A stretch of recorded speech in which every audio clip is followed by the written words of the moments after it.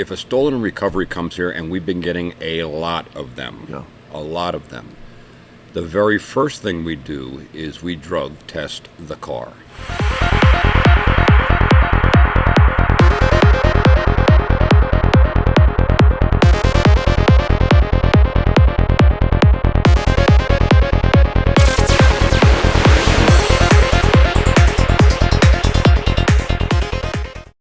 Hey everybody, welcome back to another Saturday morning with Rob Grieve. I'm Eric Reamer, and this is the Airing of Grievances. We're very glad that you're here. If this is the first time visiting this channel, do us a favor if you would, please. Give a thumbs up if you like the content, and you can always check our website, nylundscollision.com, and the tab for the Airing of Grievances so that you can find all of the different episodes that we've done talking about how to inform and educate the common driver, right, on some really important information that you need to know that goes on behind the scenes, especially in the insurance side of things.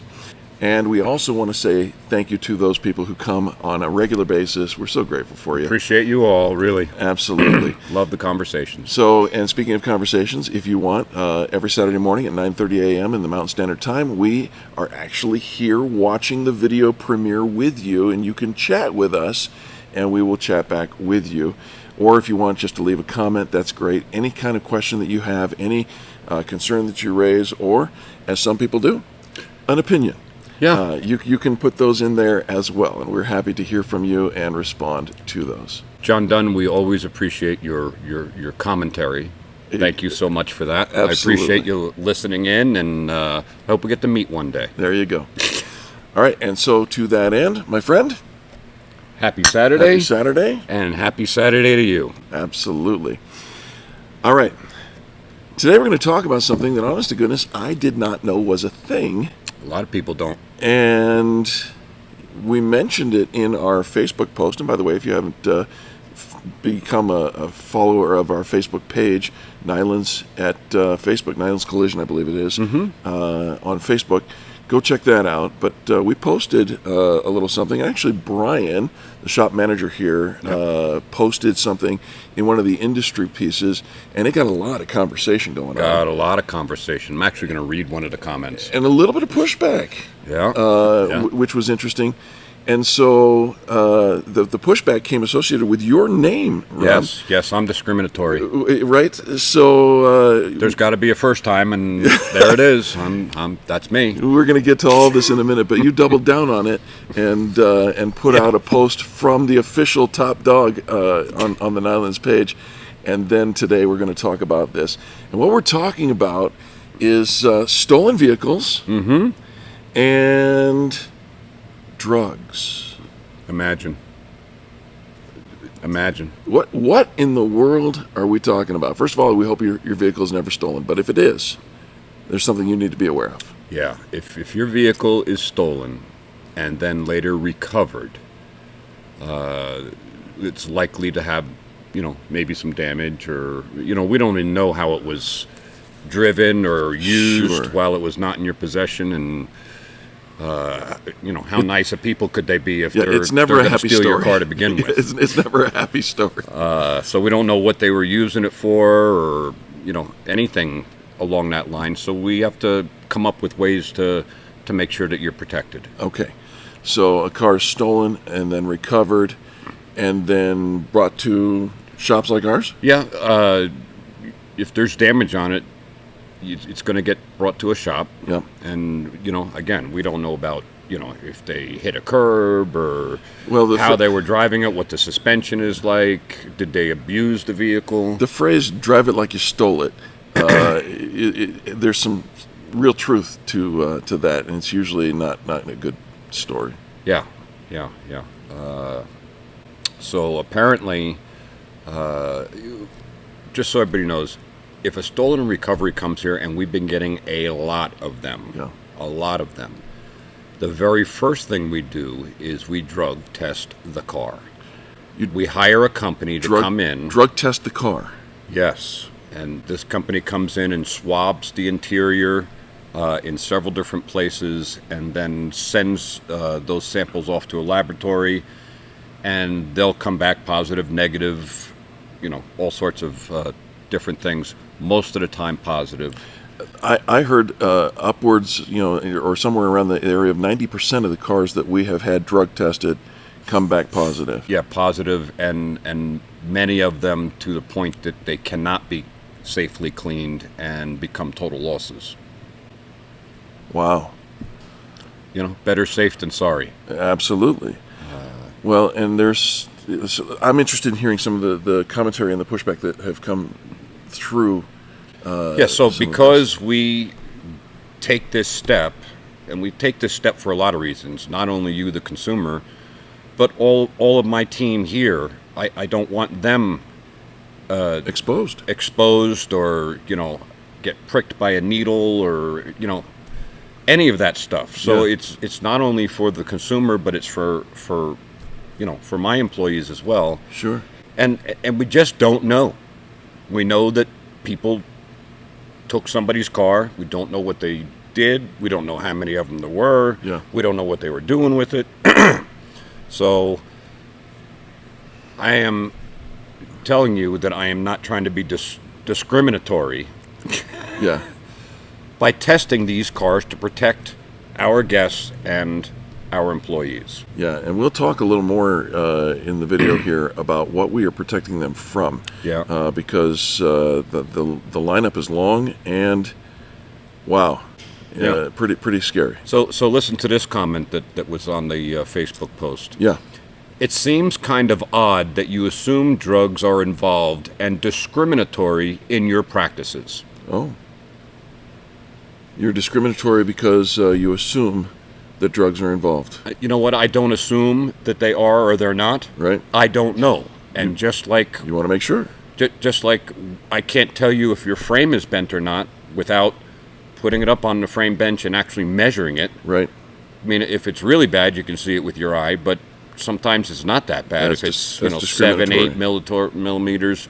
And maybe I'm discriminatory because I measure almost every car that comes through the door. If you're going to be discriminatory, be discriminatory all the way across the board. Unbelievable. You got my attention, Robert. Absolutely. And the fact of the matter is, because we do what we do, and we do it without exception, we have found that 90% of the cars that we have tested. Again, we're talking about stolen and recovered cars, right? We don't just test every car that comes in. No. That would be discriminatory. But we if a car's been stolen and recovered and brought to us, we test those cars, and 90% of them come out positive. With a 90% positive rate, I think the practice is justified. It's really amazing. I mean, we've found... passengers in the vehicle have taken needles and punched holes in the airbag on the passenger side, and I mean, we've seen incredible stuff, and we just have to be cautious for everybody. And here, if your car is stolen and recovered and it's got to go someplace, the first question you should ask that place is, are you going to drug test my vehicle to make sure that it's safe? And please do that, especially if you have children in the car. Or, yeah. Let's talk a little bit about what we're trying to protect against here. I've got a couple of different sources that I searched out. First, let me just say, yeah, I don't know anything about drugs, so Eric's going to talk about them.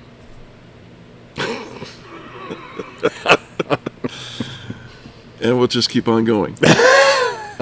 So I looked up some of the side effects and risks that are involved in being exposed to drugs, and in a couple of different scenarios. And so in one scenario, 69 Utah police officers who are on drug task teams were studied. And in the United States National Library of Medicine, this report came out that of the people who were transporting, they found a drug, they found drugs on somebody or in their possession in one way or another, and they're transporting that evidence to the place where they hold evidence. In the process of putting that in the back of their car or in the trunk of their car or whatnot, they found that these drugs, and in this case we're talking about methamphetamine, which seems to be the drug of choice in a lot of these stories. We found that they found that these are some of the side effects that the officers started experiencing.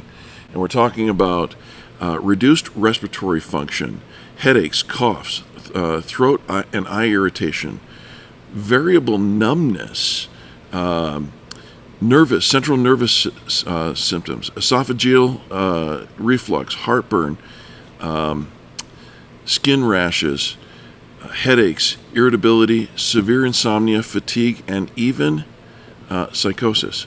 Now, that was a study of 69 law enforcement officers in the state of Utah who were exposed only, even in a pat-down. We're talking about fentanyl, which is a huge and very dangerous opioid.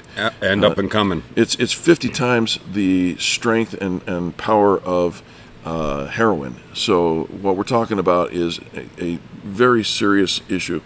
And even in a pat-down, if a police officer is patting somebody down and the fentanyl is in like a powder form, it takes only the size of a grain of sand to create some very serious health problems for the person, including cardiac arrest.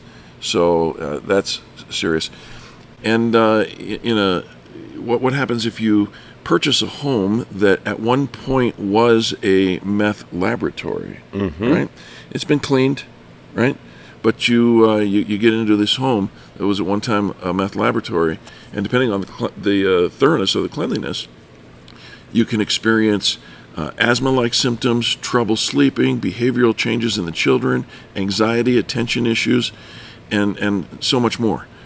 And then finally, just some common symptoms of meth residue. And meth residue, it's kind of like an oil. It kind of stays all over the place. And if That's you why touch we it, swabbed several places in the car. Watery red burning eyes, irritation of the mucous membranes, especially in the nose and throat, skin irritations, chest pain, difficulty breathing, abdominal pain, diarrhea, chronic sneezing, coughing, and congestion, adverse effects on the central nervous system. Now it's messing with the thing that keeps you upright and moving.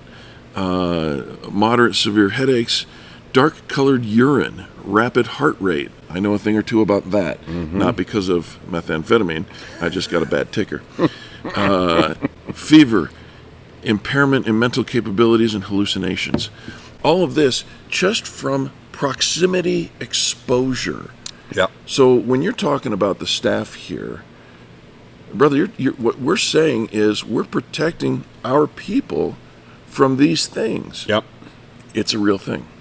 And so many times theft and recoveries go to different shops or detail places. The insurance companies say, well, we'll get it detailed for you.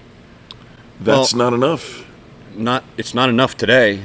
It's not enough today. And that's what you're going to find most of the places. So if you have to choose some place to get your stolen or recovered vehicle, first off, never use the list that the insurance company gives you. We learned that in our last video. And second, call them and make sure that they're going to have the vehicle drug tested by a certified company. So we just had one done this week, and the testing facility writes us an email and sends us all the different things that they did.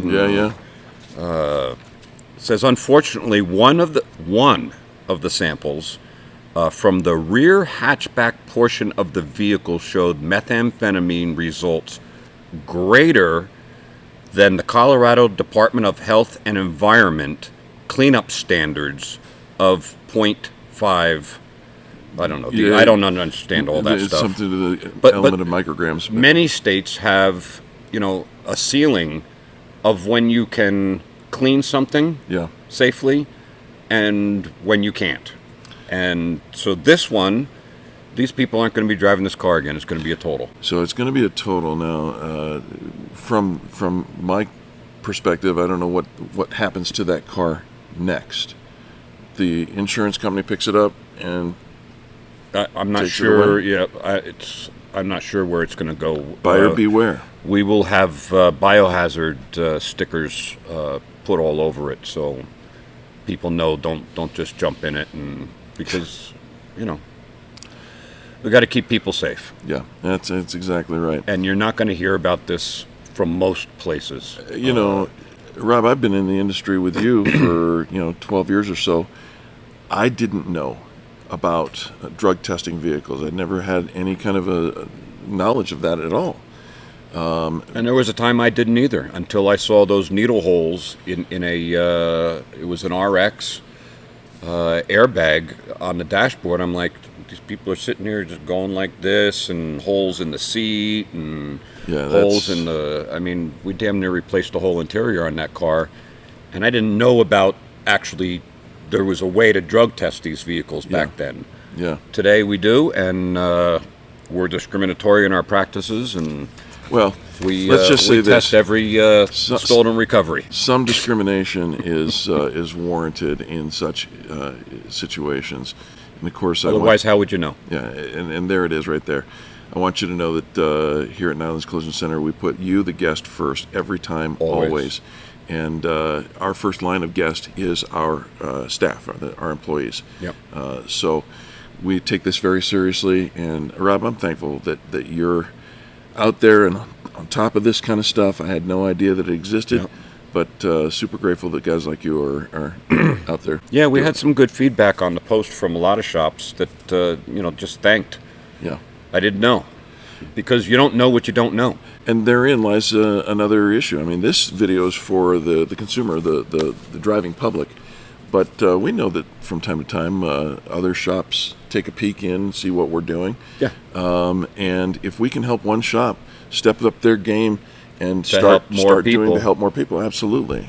That's a good thing. So, all right, my friend. With that, I wish you a happy Saturday. And to you, thank you again for tuning in, and you're very precious to us.